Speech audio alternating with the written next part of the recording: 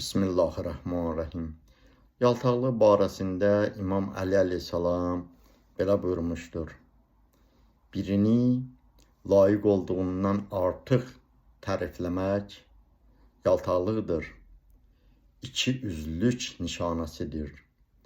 Layiq olduğundan az tərifləmək isə acizlikdir. Danışmaqda bacarıqsızlıqdır və ya ona qarşı paxıllıqdır. Deməli, ədalət və bərabərlik hər bir kəsi layiq olduğu qədər tərifləməyimiz və məqam və dərəcəsini həmin miqdarda üzə çıxartmağımızdır.